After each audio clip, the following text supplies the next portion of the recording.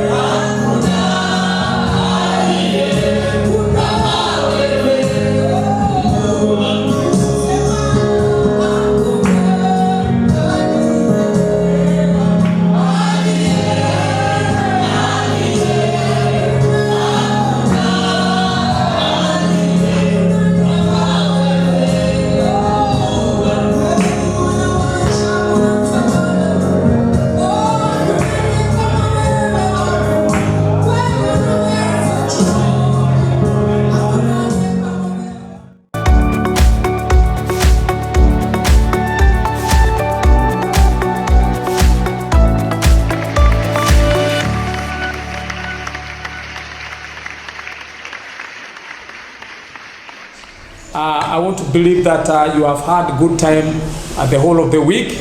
God has blessed you. He has taken care of you. You are how you are and what you are because of the blessings of the Lord. Amen. I want us to look at the Word of God. And this morning, I want to talk, as I promised, about suitable trainees. Remember, we are talking and emphasizing about discipleship. And emphasizing about discipleship, disciples are trainees. They are people who are willing to learn from someone else. They are people who are trained not by force.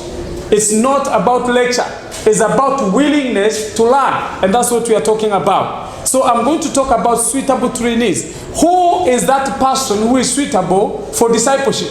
Who is that person whom you can train after yourself? And you'll be sure that the training you have given that person will continue. Because when Jesus said, go into all the world and make disciples of all nations, and he said, baptizing them in the name of the Father, the Son, and the Holy Spirit, and he says, teaching them to obey the things that I've taught you.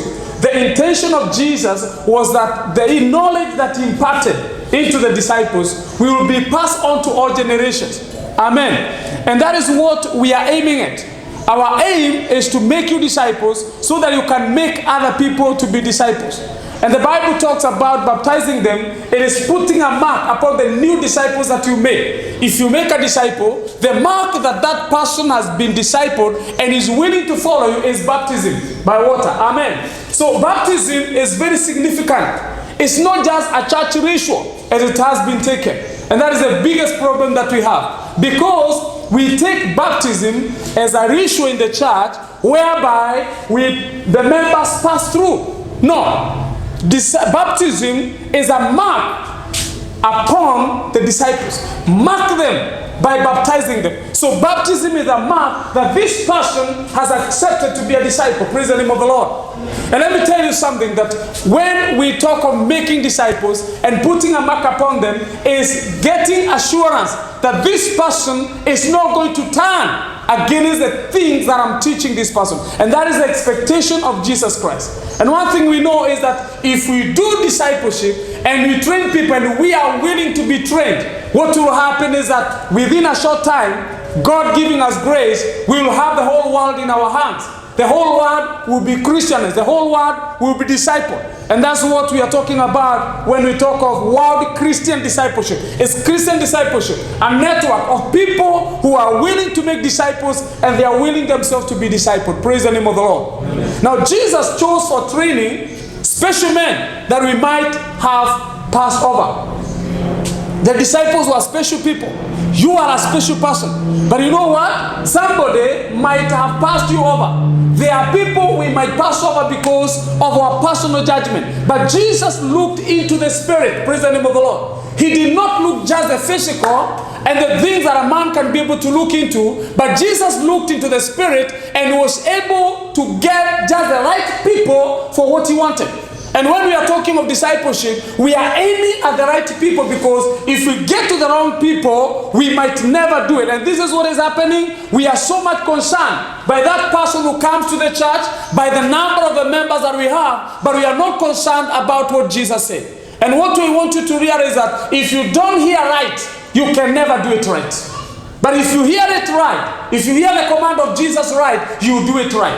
Doesn't matter how long it takes. It is not about the judgment of men. It's about the judgment of God. How does Jesus look at you as a believer? Are you fulfilling the Great Commission? Because if you are not fulfilling the Great Commission, you are not doing what Jesus told us to do. We are doing our things. And that is the challenge that we have in the church. People are doing what they did and they are following the tradition. We are keeping the church ticking along. But that is not what Jesus wanted.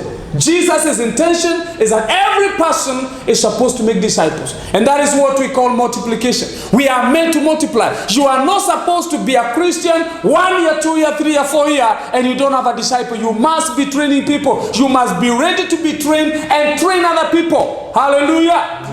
So Jesus chose people like impulsive Peter. You remember Peter? Very impulsive. Sometimes he finds Jesus walking on the water. He says, if it is you, let me come. And Jesus says, it's me, come. And he walks on the water. And the only way he could believe it is Jesus is if he never sank.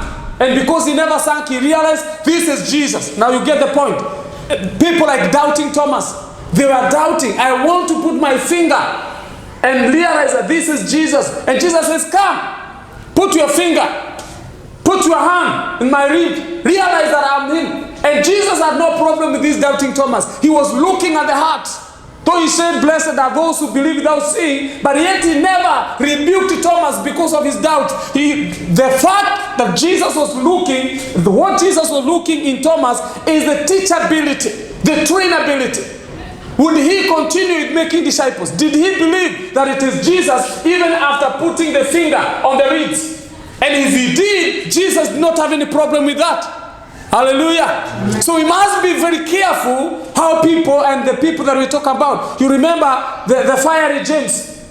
He says, because the Samaritans are refusing Jesus from passing through Samaria, and he says, give us just a word. We will call fire from heaven and will destroy the whole of the city. Jesus says, no, it's not, that is not the way to go. But he doesn't rebuke Jesus and say, he doesn't rebuke James and say, from now you're not going to be my disciple because you want to call fire. Call fire, but remain to be the disciple. Praise the name of the Lord. Now what we are looking for is the suitable trainees, the teachability. Are you teachable?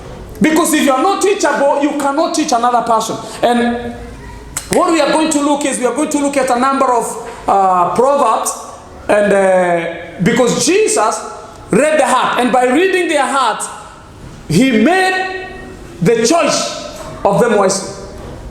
Reading the heart correctly. So what we are intending is to read the heart. As a pastor, my work is to read the heart. Amen. Maybe the people that I accept, another person would not accept them. Maybe you wouldn't even accept them. And the people you would accept, maybe I wouldn't. And that is why we are saying the intention, the first intention is to read the spirit, to read the heart, to see who this person really is. Is this person willing to follow? Is this person willing to be trained? Because if the person is willing to be trained, we are going to make disciples, and we are going to fill the earth with the disciples. Praise the name of the Lord. Amen. Because the issue of belonging to a certain church is good, but doesn't really increase heaven. Sometimes we are suffering from transfer membership.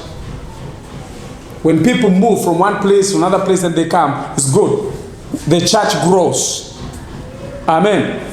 But also we want to see the church growing by people who are willing to be discipled, who are willing to obey, and then we can be able to touch the whole world and make disciples. It's only true disciples that can overcome the corruption of the world. It's only true disciples that can overcome the temptations and the tests of the world. Because discipleship is about denying yourself. Hallelujah. Amen. It's about denying yourself. There are many things that are shouting and calling to your attention, but you deny yourself. There are many appetites, but you deny yourself. That is discipleship. And that is what we call salvation. Remember, Jesus had only 3 years and a half, yet he left no margin of error. In the 3.5 years, Jesus left no margin of error, and we do not have all the time to make mistakes every now and then. And that is one thing that we need to get difference between the disciples and those who are not disciples. The disciple does not need to make mistakes and repeat them. The disciple is willing to learn. If I'm told something, then I put it into myself and I move on with it. Amen. Amen. We don't have all the time in the world. As regards wisdom, the book of Proverbs categorizes 3 types of people in the Bible. The book of Proverbs, it talks about fools, talks about friends, and talks about sons. So these are all people found in the world. They are categorized in the book of Proverbs: fools, friends, and sons. And I want to say that a close observation of the description of each group will help us to access the material available to us to disciple, and will save us from wasting time trying to train the untrainable. So we are going to look at the Proverbs. And when we look at these 3 categories of people, it will save us. It will help us to find the right material to disciple. Because all these materials are in the world. Who is the right person that you're going to disciple? Who is not going to waste your time? Praise the name of the Lord. You can waste time training the untrainable. And this will help us. In church planting, we say, concentrate on the most responsive areas. And Jesus himself said, if you go to a village and you are not welcome, and move on. Praise the name of the Lord. But if you go to a village and you are welcome, say, peace be in this house. And then, when you say peace be there, you will stay in that place, eat whatever you are given, no choices, and you stay there until your time comes to leave. But if you go to a place and you're not welcome, and that is why in making disciples, we must be sure I'm not spending time with somebody who is not trainable. I'll bypass that person and train the person who is trainable. And that's why Jesus, to know those people are trainable, he gave them a test and an opportunity to depart from them. In John chapter 6. The people leaving because he says, if you are going to be my disciple, you must eat my flesh and drink my blood. In others, he was saying, you must get that which comes from me into your life. And these people, they said, who can believe, who can agree to such a kind of a teaching? Who can follow such kind of a doctrine? And Jesus, hearing that, he says to these people, you are free to go. And he turns to the disciples and asks them, do you also want to leave? He gave them an opportunity to depart. But the disciples say, you give us the word of life. And what does that mean? The teachings that you give us, they transform us, our life, they transform our lives, and they give us life. They give us a being. Amen. Yeah. They make us, we become what your word is coming to us. The teachings you give to us, they form us. They give us an identity. Now, discipleship is about giving identity to our people who didn't have such an identity through training. And if we are not careful, we can spend and waste a lot of time training people who are not trainable. And also, it can save us from do gooding to the wrong candidates.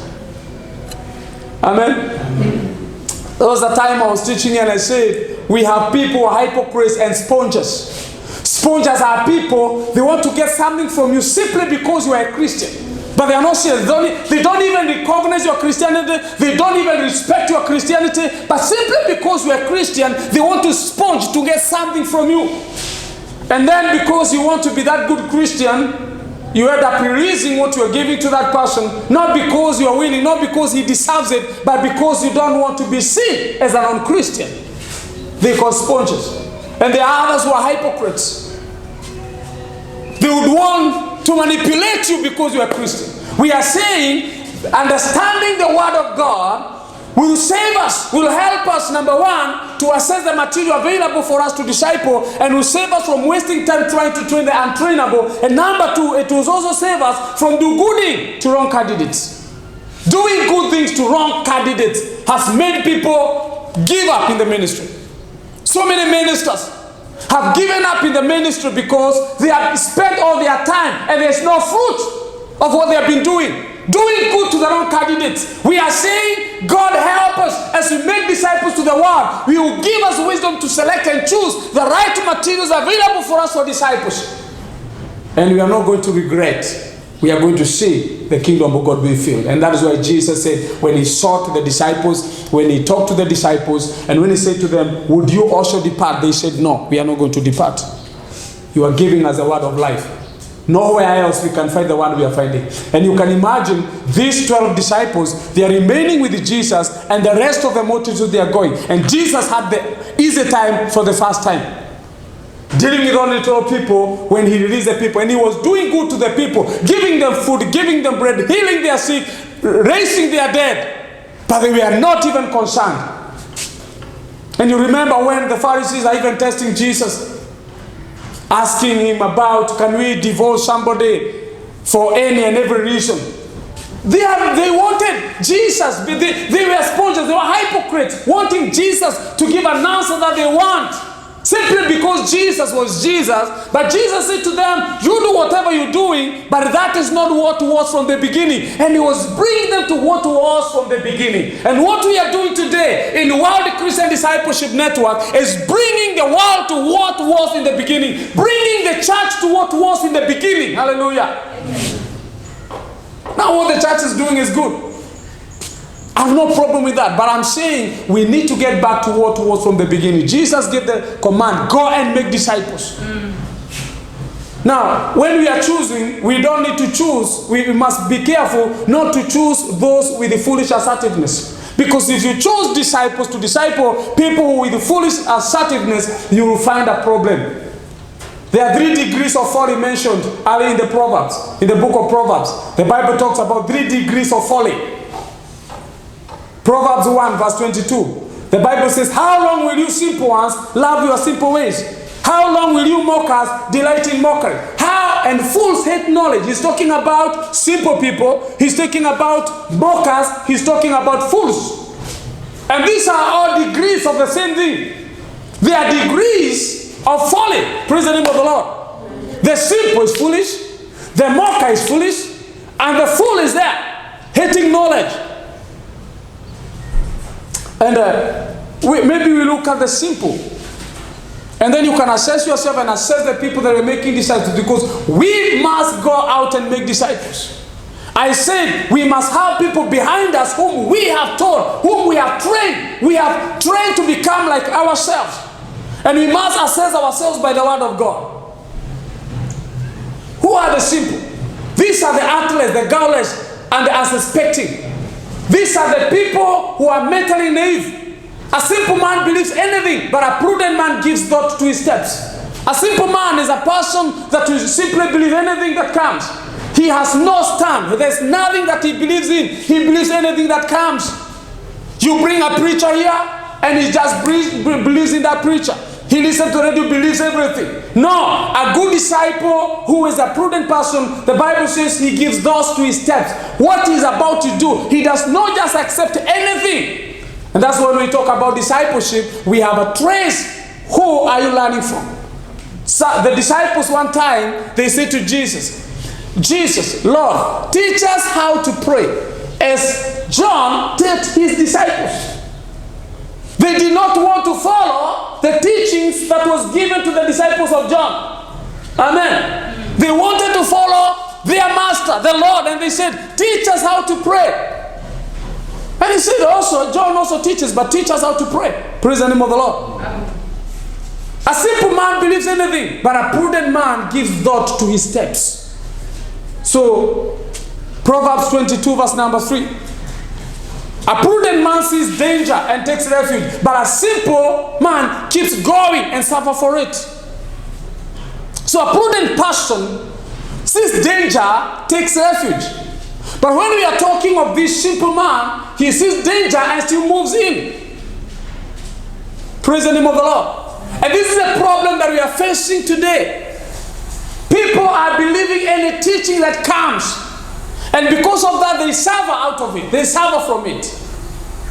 The Bible says in Proverbs 22 verse 3, the book of the version, the Message version, the Bible says, the prudent person sees trouble coming and ducks, but the simpleton walks in blindly and is clobbered. So you look at this prudent person, sees trouble, he ducks from the trouble. But this simple person walks blindly and is clobbered. Praise the name of the Lord. Amen. We are not looking for the simple people. We are looking for people who are willing to learn from us. And that's how they are going to make disciples. We are not going to look for those who are morally irresponsible. Praise the name of the Lord. Amen. Don't look for people who are morally irresponsible to make them disciples. Praise the name of the Lord. Amen. Morally irresponsible people who are not willing to take responsibility of their morals. They cannot be made disciples.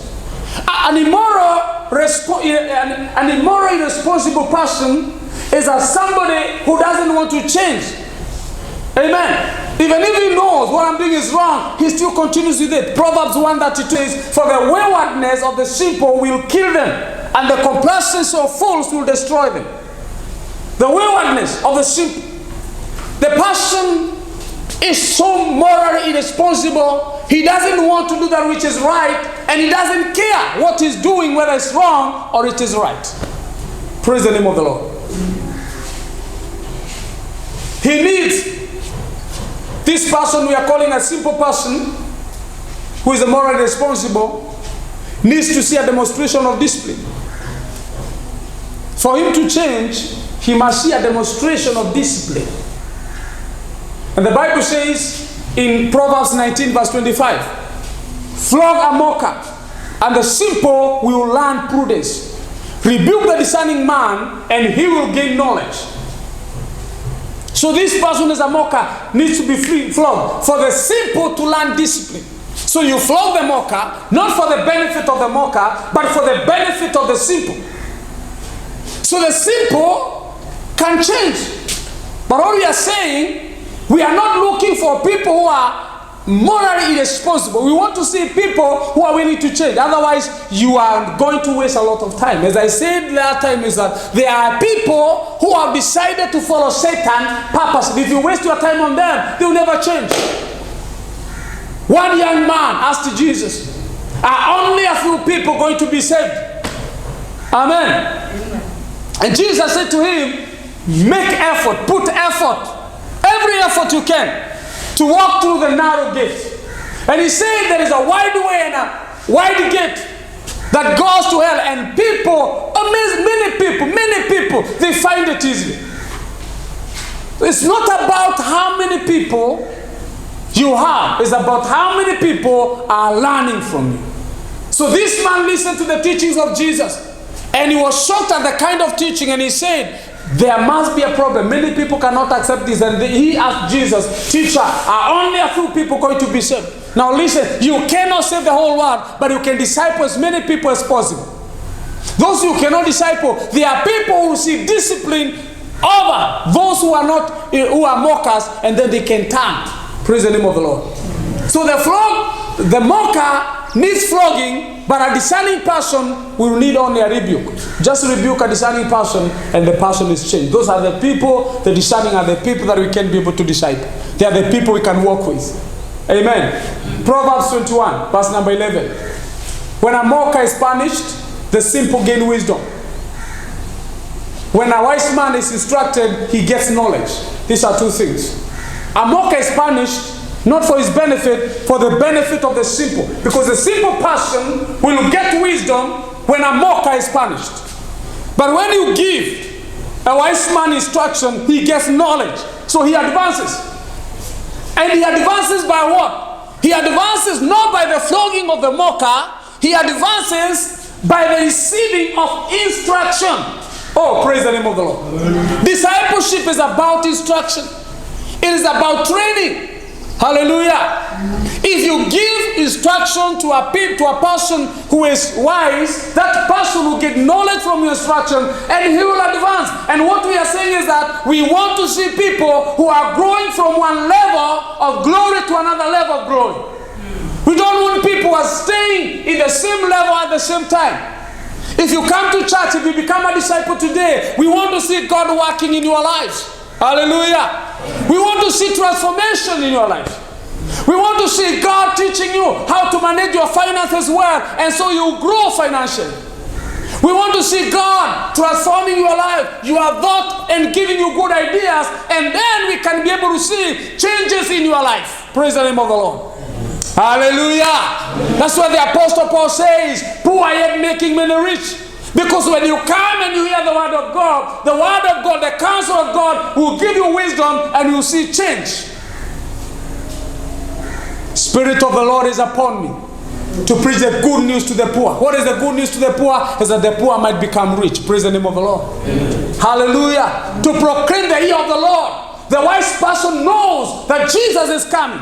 The wise person knows that there is a visitation of God in our lives. Praise the name of the Lord. Amen. So when a mocker is punished, the simple gain wisdom. But when a wise man is instructed, he gets knowledge. So we are learning how to choose, how to select, how to know the right people that we can be able to disciple. So the simple can be rescued. They cannot be disciplined until they have taken the lordship of Jesus seriously. This simple person can be rescued by flogging the mocker. Praise the name of the Lord. Amen. Hallelujah. If you flog the mocker, the simple can be rescued. But he cannot be discipled. He cannot be disciplined until they take the lordship of Jesus seriously. And what is the lordship of Jesus? It's saying Jesus is my Lord. And so everything that I do, I'll ask myself, if Jesus was in my position, what would he have done in life? This is the challenge of Christianity. I don't do what my brother would have done. I do what Jesus would have done. And how do I learn this? Through discipleship. So we are saying the simple can be rescued, but they cannot be disciplined. They cannot become disciples until they decide to take the lordship of Jesus seriously. So when we are discipling people, the first step is preaching the gospel to them. When they come to the kingdom, the second step is seeing, searching, investigating. Are they willing to learn? Are they willing to take Jesus Christ as their Lord? If they take Jesus Christ as their Lord, you can go far with these people. But those people who are not taking Jesus as their Lord, you cannot go anywhere with them. Amen. It doesn't matter who the person is. When it comes to discipleship, the tax collectors came and they were discipled, and we find people like Nicodemus who wanted to hold on to their integrity. And they come to Jesus at night and ask Jesus, "Teacher, we know you are a teacher who has come from above, because no one can do things that you do without having come from God." Amen. And Jesus said to Nicodemus, very, very, I say to you, unless one is born again, the spirit and water, he cannot see heaven. Never see heaven. So we are looking at those people who are taking Jesus' lordship seriously. If they are not taking the lordship of Jesus seriously, we cannot be able to spend much time with them, because it is a decision that they have to make. Without that, we cannot succeed in teaching them to obey his commands. How can we succeed to teach somebody to obey the commands of Jesus, whom they have not taken as Lord in their lives? Salvation is a choice that we make. Amen. Oh, hallelujah. Yeah. You cannot be forced to be saved. Salvation is something that we make a decision, and we have decided to follow Jesus. Praise the name of the Lord. It's not something that we are forced. we decide, after hearing the gospel, we decide that I am going to follow Jesus. And so, any discipler coming to disciple me, I'll be able to be discipled. I'll be trainable. I'll be teachable. So, the second passion that we're going to look into, you might not be able to go through all of them, is the fool. We looked at the simple. Where is the fool? The Hebrew words for the fool occur in the Proverbs with only slight shades of distinction. This passion is the careless passion, the dense, the sly. That is the passion that you look at the passion is careless. He doesn't care what happens. And you have such kind of people. Now, if a person doesn't care what happens in his life, this person cannot be a disciple. He cannot be discipled. Praise the name of the Lord. I want us to look into only one thing, and then we can be able to close for today. The insensitive. The person who is insensitive. He's not sensitive about what happens. The Bible says, a wise man goes to court with a fool. The fool rages and scores, but there is no peace. Proverbs 29 verse 9.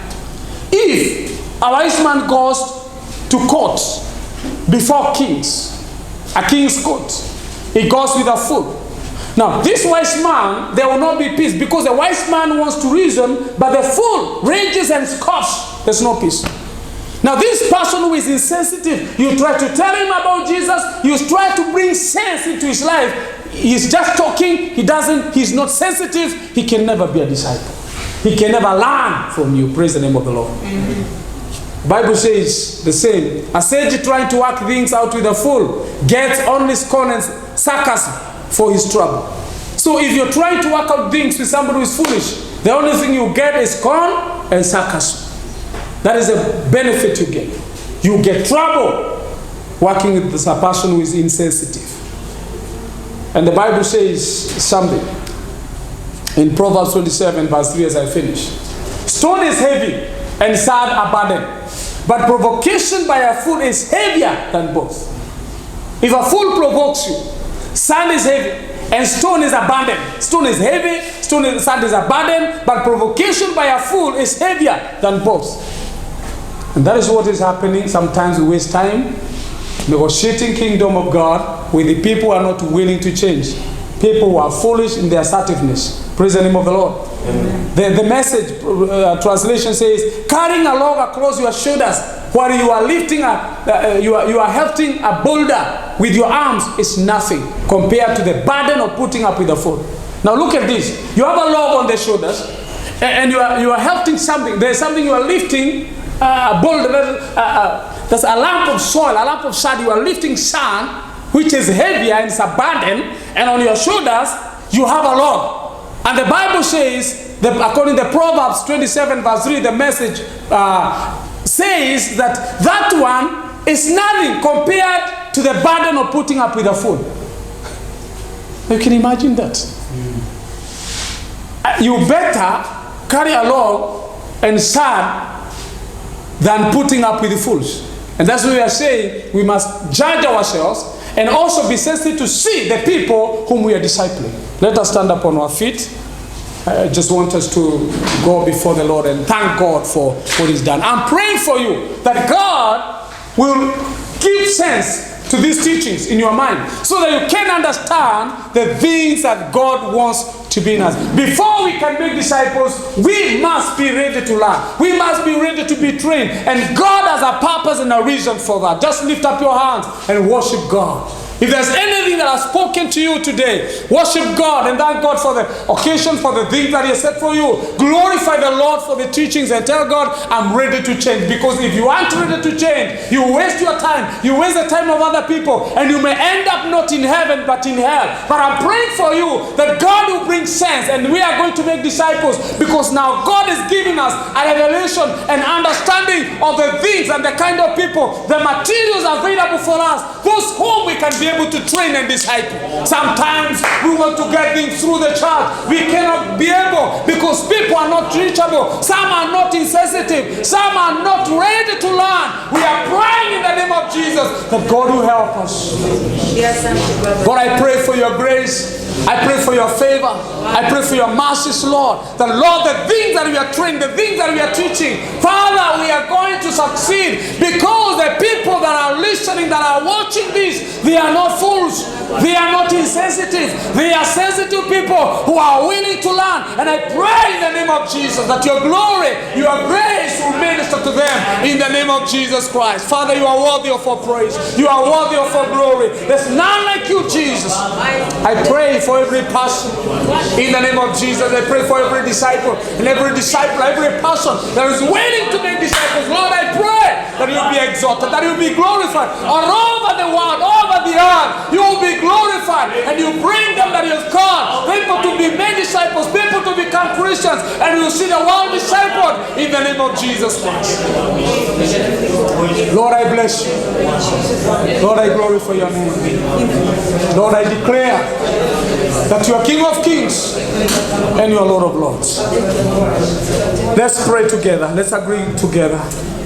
Mighty Father, in the name of Jesus, I bless you for the opportunity of giving to us to learn your word. You challenged us and you sent us to go into all the world and make disciples, baptizing them in the name of the Father, Son, and the Holy Spirit, and teaching them to obey the things that you have commanded us. Lord, we know that you're going to help us as we make disciples to find the right materials and also ourselves to be the right materials for discipleship. Lord, we want to see the whole world in our hands as you've given the world to us that we may disciple them. And within time, Lord, we know we are going to see fruit out of these teachings all over the world. People being discipled, people coming to the Lord in the name of Jesus. And Father, them that are mockers, when the simple see the flogging of the mocker, they can be rescued. Father, where the wise will receive instructions and they will become more wise, and they will find knowledge. I'm praying in the name of Jesus that over the world, this teaching will get to the people and transform the people, and we shall find fruit and increase in the body of Jesus. I thank you and I worship you, Lord. Glory be to your name. In Jesus' name we pray. Amen. God bless you. God bless you. God bless you.